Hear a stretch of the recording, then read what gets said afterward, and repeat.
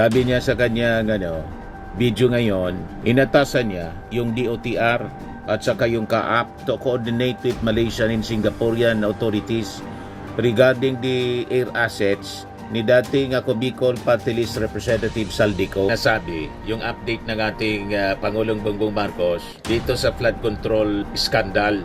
Magandang araw po sa inyong lahat. Ito po ay patuloy na aking pagre-report sa taong bayan tungkol sa mga development sa mga kaso hinggil sa mga flood control project. Sina DICT Secretary Henry Aguda, Assistant Secretary Luis Miguel Planas at SSS President and CEO Robert Joseph Montes de Claro upang bigyan tayo ng update sa bagong SSS portal at mga benepisyong handog nito.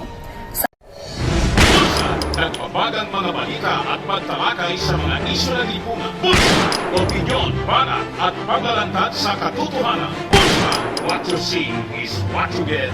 You decide. Ito po mga kababayan, si Dante Maravillas. Ito yung news update ng ating Pangulong Bongbong Marcos. Sabi niya sa kanyang video ngayon, inatasan niya yung DOTR at saka yung CAAP to coordinate with Malaysian and Singaporean authorities regarding the air assets ni dating Bicol Party List Representative Saldico. So, pakinggan natin mga kababayan yung sinasabi, yung update ng ating Pangulong Bongbong Marcos dito sa flood control scandal. Magandang araw po sa inyong lahat. Ito po ay patuloy na aking pagre-report sa taong bayan tungkol sa mga development sa mga kaso hinggil sa mga flood control project na iskandalo. Ngayong araw, inutasan ko ang DOTR at saka yung CAAP na makipag-ugnayan sa mga kaibigan natin sa Malaysia at saka sa Singapore. Dahil ang mga pag-aari na helicopter at saka aeroplano ay mukhang doon tinatago ni Saldico. At nakarehistro po ito sa kanyang kumpanya na tinatawag ng Misbis Aviation and Development Corporation. Misibis Ngunit Corporation. nagkaroon na ng freeze order ang AMLAC, kaya lahat ng galaw at disposisyon ng mga aircraft na ito ay lalong-lalo na ngayon ay ipinagbabawal. Dahil kailangan natin ipalaman sa lahat ng mga pugante, hindi pwedeng gamitin ang mga ari-arian na galing sa kaban ng bayan na tinakaw ninyo para tumakas o umiwas sa batas. You cannot steal from Filipino people and expect to hide or fly away on your private jets. You have the money to run, but you cannot outrun the Republic of the Philippines. Kaya kayo mga pugante, umuwi na kayo. Ang payo ko sa inyo, hindi na kayo turista. Hinahabol na kayo ng batas. At isa pang development po, ngayong araw din kinonfirma ng DOJ na si Henry Alcantara ay nagbalik na ng 110 million sa gobyerno at sa loob ng 2 linggo ay magbabalik pa ng 200 milyon. This government intends to bring back every peso, every asset, every person responsible and return it to the Filipino people. Maraming salamat po. Magandang araw po sa inyo lahat. Kaya natuwa yung ating mga kababayan. I salute you. Your more strong determination to solve our problems regarding corruption. Go, go, go, PBBM. God always there for your protection. And we are here behind you to support your advocate for your country, man, and for our Pilipinas. Sabi ni Rhea, dapat lang ibalik nila kasi pera ng taong bayan yan. Salamat, President Bongbong Marcos. God protect you always. God bless you and your whole family. Good job, Mr. President. Sabi ni Noe. Sabi ni Cheryl, yung ayaw kay PBBM pero lagi naman silang update dito sa FB ni PBBM para lang may ibatiko sa mahal na Pangulo. Ang mga keyboard warriors, pag masakit sa mata ninyo, umalis kayo dito. Pag inggit pikit, hanggang ngak-ngak lang kayo. Wala namang ebidensya. Patuloy mo lang, yan mahal na Pangulo. PBBM, we are proud of you na may Pangulo kaming katulad po ninyo. Love you and God is always with you. God bless you always and your family, PBBM. Lagi kasi mga kababayan umaatake agad-agad. Pati sa Facebook account ng ating Pangulong Bongbong Marcos, yung mga trolls ng mga Duterte. Ayan, feeling hero, all around boss, utal-utal talaga pag tawadan sila. Kailan mo ibabalik yung sayo? Ang mastermind naging Poncio Pilato. Ganyan ang tao, mga kababayan. Gumawa ka ng tama, mali. Yung gumagawa ng mali, tama. Tayo naman po, hindi na tayo nagtataka sa ganyang uri ng pag-iisip kasi biblical siya po. Na sa huling mga araw daw, ganyan ang uri ng mga tao. Mas gusto nila yung mga taong masasama kaysa sa mabubuting tao. Mas gusto nila sa mali kaysa sa tama. Yan ang sabi sa Isaiah 5:20. Woe to those who call evil good, and good evil, who put darkness for light, and light for darkness, who put bitter for sweet, and sweet for bitter. Lahat baliktad po. Yung matamis, mapait sa kanila. Yung mabuti, masama sa kanila. Yan ang nangyayari ngayon, mga kababayan. Kaya makikita mo sa mga reactions ng mga tao, masasama pa rin ang kanilang mga sinasabi sa ating Pangulong Bongbong Marcos na gumagawa ng mabuti. Di ba, mga kababayan? Pero marami pa rin pong natutuwa, siyempre. Saludo kami kay BBM. God bless. I trust you, our PBBM, for doing the right job. Sabi ni Jibo, good job. Thanks more. Thanks to PBBM and administration. Si Ferrer, yung kay Insan. Patama kay Martin Romualdez. Si Martin Romualdez nga po, no adverse findings. Yung ICI, anong magagawa nilo? Ngayon walang ebidensya. Yung witness na nagtuturo kay Martin Romualdez, nagtago na kasi ayaw matanong. Yung witness present kay Marcoleta ni Mike Defensor, nagtago na po. Si Saldico naman po, ayaw umuwi para din hindi matanong. Sige lang ang gawa ng videos. O ngayon, yung business empire po ni Saldico mag-collapse. Bakit po? Yun ang dinig namin dito po. Nagsisipag-alisa na daw yung mga empleyado kasi hindi na mas sweldohan ng maayos kasi na-freeze yung mga assets niya. Mga bank accounts, assets, pati mga insurance, na-freeze mga kababayan. Nadamay yung mga empleyado. You see? At ngayon, pati yung kanyang mga air assets po, ang latest na utos ng ating Pangulo sa CAAP, mag-coordinate na sa Malaysian and Singaporean Airlines para siguro ma-recover, maibalik dito sa ating bansa. Kasi ang sabi doon itinago, mga kababayan, nakalabas na ng ating bansa. Sabi ni Mark Sala de la Cruz, mahal na Pangulo, kung may ghost project ang DPWH, meron din pong ghost student sa Region 3. Sana po mapansin ninyo kami mga private sector na eskwelahan. Kami po ay isa lamang sa mga maliliit na eskwelahang illegal na inakusahan na may ghost students without any basis or due process. We can prove that we are legal with all due respect po sa DepEd. Mahal naming Pangulo, kami po ay 3 taon nang lumalaban pero di po sumasagot ang DepEd sa amin after sa letter na binigay nila sa amin sa pagbigay ng re-evaluation. Mahal naming Pangulo, 3 taon na po kaming di nababayaran. Sana po matulungan ninyo kami. Salamat po. Kaya nga po, yung ating may sumbong sa Pangulo at ngayon nilunsad nga po ng DICT, idagdag ko na lang po ito, ang transparency portal sa lahat ng agencies ng gobyerno. Pero itong sumbong po ninyo dito, direkta sa page ng ating Pangulo sa Facebook, lamang mapansin ito. At immediately, mag-utos ang ating Pangulo na i-verify ito pong inyong kaso dyan sa Region 3 sa DepEd na sinasabi ninyong ghost students. Kanina inilunsad po na DICT ang transparency portal. Ito po, pakinggan natin. Araw ay makakasama natin sina DICT Secretary Henry Aguda, Assistant Secretary Luis Miguel Planas at SSS President and CEO Robert Joseph Montes de Claro upang bigyan tayo ng update sa bagong SSS portal at mga benepisyong handog nito sa ating mga kababayan. Magandang araw po, Secretary. Magandang good morning. Good afternoon na pala. Thank you, Yusek Claire. Sa ngalan ng Department of Information and Communications Technology, isang mainit na pagbati sa ating mga kababayan. Saan man kayo naroon, sa lungsod man o sa malayong komunidad, at saka Happy Thanksgiving po dun sa mga nasa North America po. Nandito po kami ngayon para ibahagi ang isa sa mga pinakamahalagang hakbang ng gobyerno sa larangan ng digital governance. Layunin nito na gawing mas malinaw, mas bukas at mas accessible ang impormasyon tungkol sa kung paano ginagamit ang pera ng bayan. Bahagi ito ng vision ng bagong Pilipinas, kung saan ang bawat Pilipino ay may karapatan at kakayahang makita at maunawahan ang pamamahala ng gobyerno. Ngayong araw, nais naming i-highlight ang Transparency Portal. Ano po ba ang Transparency Portal? Sa pinakasimpleng paliwanag, ito ay isang AI-powered website na nagpapakita ng budget at paggastos ng gobyerno sa paraang madaling maintindihan. Kasi po minsan mahirap pong matanto kung ano yung mga transaksyon.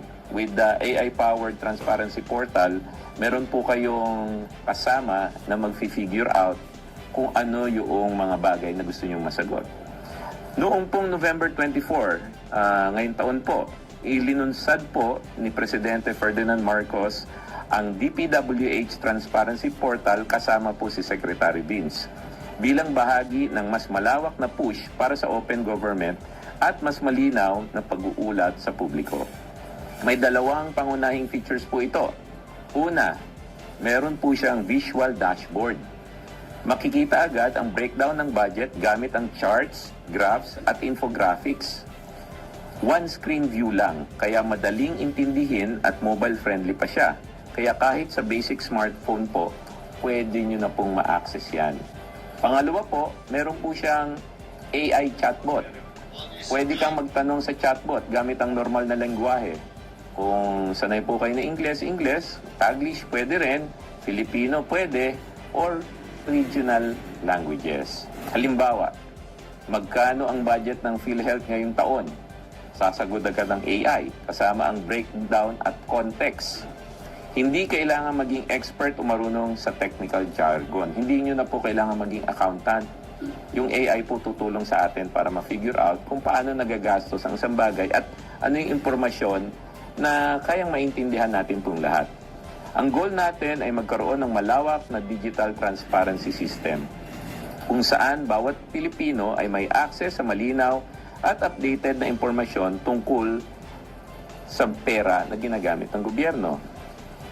Kamakailan po, linaunch po yung PhilHealth last Tuesday po. Nais naming ibahagi ang transparency portals ng PhilHealth at SSS.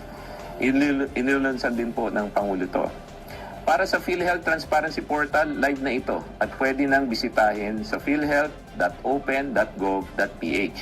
Pwede nyo rin pumuntahan sa PhilHealth mismo or dumiretso kayo dun sa open.gov.ph. Dalawa pong website ang pwede nyo puntahan. Dito makikita ng bawat Pilipino kung gaano ginagamit ang pondo ng PhilHealth sa paraang visual, malinaw, at madaling maintindihan. Mobile friendly din po ito, kaya kahit nasa probinsya or baryo, basta may access, kaya nyo na pong makita. Para naman po sa SSS Transparency Portal, kasama ko po si PCOJ po. Kasama natin dito mamaya si Assistant Secretary Miggy Planas at ide-demo niya po live yung SSS Portal. Ngayong araw din po ito naging live. So ito po yung first time na makikita nyo rin siya. Bakit po mahalaga ang Transparency Portal? Para sa mamamayan, malalaman kung saan napupunta ang buwis nila. Madaling gamitin kahit hindi high-tech or savvy, accessible kahit sa smartphone at sa lahat ng probinsya or baryo. Para naman po sa gobyerno, para po sa amin, nagpapalakas ng tiwala ng publiko. Mas mahirap maitago ang irregularities. Mas mabilis at standardized ang reporting sa bawat ahensya. At ito po'y panglaban po natin sa korupsyon. Sa simpleng logic, mas maraming mata sa datos, mas mahirap magtago ng anomalya. Ang bawat Pilipino ay pwedeng maging watchdog ng gobyerno.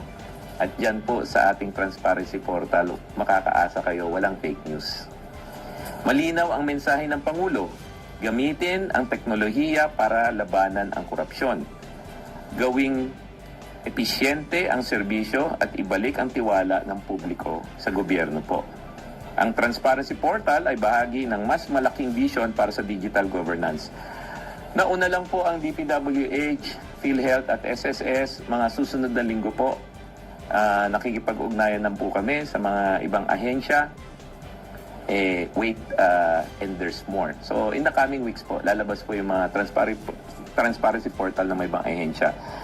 Matapos ang taon, magiging standard na yan at normal. Siguro po, isa rin po sa gusto naming ibahagi sa inyo, si DICT po, nagsimula na rin ng live bidding. Alam ko po, mga naririnig nyo, yung mga ibang ahensya at saka ibang LGUs nagla-live bidding. Kami po'y nagsimula ng mag-live bidding April 15 pa. Ginanap ng DICT ang kauna-unahang live stream public bidding sa Facebook. Isang makasaysayang hakbang para buksan sa publiko ang procurement process na real-time. Layunin nito ang gawing mas bukas, transparent ang proseso ng government procurement at bigyan ang bawat Pilipino ng pagkakataong masubaybayan kung paano ginagamit ang pondo ng bayan. Ito po ang klase ng governance na gusto nating itaguyod. Ngayon po naman, kaya namin ina-announce yan, kung hanapin nyo po kami sa Facebook, nag-transition na po kami sa YouTube. So simula noong Setyembre naman, lumipat na ang DICT sa YouTube platform para sa mga live stream bidding. Mas malawak ang reach ng YouTube at mas interactive po siya. Just in case po yung mga ibang binabantayan siya sa Facebook tapos nagtaka, baka na-miss nila yung announcement, lumipat na po kami sa YouTube. At sa YouTube po, pwede nyo pang i-replay at panoorin ulit yung mga bidding. Panghuling dagdag na lang po bago ko i-turn over yung demo kay Asik Miggy. Gusto rin naming ibahagi ang pinakabagong updates sa Bayanihan SIM program. Isa sa mga hakbang ng gobyerno para siguraduhin walang estudyante o guro ang maiiwan sa digital learning, lalo na po sa mga lugar na unserved and underserved. Ang Bayanihan SIM ay isang government initiative na nagbibigay ng free SIM cards na may internet access sa mga estudyante at guro. Bilang bahagi ng DICT's Digital Inclusion Program, nakikipagtulungan dito ang mga major telcos po, Smart Communications, PLDT at Dito, at saka Globe. Para sa mga estudyante, bawat SIM ay may 25 gigabytes data per month, valid for 1 year. Magagamit ito sa online classes, modules, research at communication sa teachers and classmates. Layunin nito na walang estudyante ang maiiwan dahil sa kakulangan ng koneksyon. Ito po ay isang project na inatasan sa amin ng Pangulo. Kasama po natin dito ang DepEd, DSWD at DILG sa pagpili ng mga beneficiaries, lalo na sa mga schools na hard to reach. Ito na po, This is yung real-time din po. transparency And as we, portal scroll down, ng may performance PhilHealth. analytics dashboard din po tayo. Makikita natin yung claims and benefits and statistics ng ating PhilHealth. There po, PhilHealth nationwide coverage. Makikita po natin sa screen. And we know po na ang numero, they're just numbers if the people don't really understand. No? So we also created an AI for all the transparency portals. And this is for the AI to help laymanize o para mapadali ang pag-intindi ng taong bayan sa ating datos na ipinapakita po sa transparency portal natin. O, di ba? So, dapat isama yung Office of the Vice President. Lahat daw ng agency ng ating gobyerno. May tanong kanina ng taga Net25, yung reporter, si Santos, Eden Santos, talagang gagawin yun para makilala na ang identity ni Mary Grace Piatos. O, ito, yung tanong ni Eden Santos. Afternoon po. Good afternoon, Kung ang Eden. goal po ng transparency portal ay maiwasan po natin yung korupsyon, ano? Ngayon ay talaga namang very visible. Bakit po yung Office of the Vice President ay hindi po natin isinama doon sa unang nilagyan nito kung meron pong akusasyon, aligasyon ng korupsyon sa tanggapan po ni Vice President Sara Duterte? Yun nga yung napaliwanag ko kanina, no? Iba-iba yung estado ng bawat ahensya. Example, yung DPWH. Kasi nga, ang daming transaksyon at saka maraming gustong suriin yung mga transaksyon. Nasimulan na yan sa isumbong mo sa Pangulo. Tapos yung transparency portal sumunod. Yung mga GOCC, kaya namin sila inuna kasi available yung data. Ang pinakamahirap po is yung pagkuha ng data, lalo na pagpapel. Paano namin papaintindi sa AI pagpapel? So, yun ang inuna namin. And then, yung mga large agencies like DepEd, kasi nga malapit sa puso natin yung edukasyon, tapos pagkain, etc. Yung sa OVP naman po, darating din po tayo dyan. But if they reach out to us, tapos sabihin nila na they're ready, di gagawan din natin ng transparency portal. Pero it's just a matter of prioritization. At pagpasensya nyo na lang po, si Asik Miggy po, hindi na kasi natutulog. Isa rin po yan sa ating consideration. Malamang mag-refuse si Sara na maging priority na lagyan ng transparency portal kasi maglalabasan dyan ang mga chichirya. Ayan lang po mga kababayan yung short video natin ngayon. Ako po si Dante Maravillas. Bye-bye. God bless. Firmax Firming and Lifting Cream, pinapahid po sa mga pulses in affected area. Mainam po sa paninigas ng mga kaso-kasuan. Ito naman po, Automax Radiant Serum. Sa mukha naman yung application. Anti-aging po siya. You will look 10 years younger than your age. Sa mga cancer patients naman po, baka lang gusto ninyo itong itry. Neng siya red mixed fruit drink. Hindi mo po siya gamot, food supplement siya. Kaya lang, gawa siya mga kababayan sa goji berry. Yung goji berry may anti-cancer properties. O ngayon, yung mga inquiries ninyo, dumiritso na lang kayo sa aming messenger sa Facebook para masagot namin agad. Ayos pa? Ayos na ayos niya, Mr. Maravilla. Sa mga nagana po ng malinis and spacious fitness gym, pumunta lang po kayo sa aming Colossal Fitness Gym. May Grab car rental din po kami. But anyway, ito po pala yung aming bagong product na binibenta online. I am worldwide amazing pure organic barley powdered drink mix from Australia. Negosyo to ng aking anak na architect entrepreneur Riz Maravillas. Ayan po. Kontakin na lang po ninyo siya, Riz Maravillas on Facebook. Ang mga health benefits niya, boost immunity, improves digestion, enhance energy levels, packed with antioxidants, prevent cancer. Ito naman po yung bago naming product na binibenta online. Eye Glow Serum, whitening po siya. Tingnan ninyo yung epekto sa aking anak na architect before and now. Yung mga inquiries po ninyo, dumiretso na lang kayo sa kanyang Facebook account, Riz Maravillas.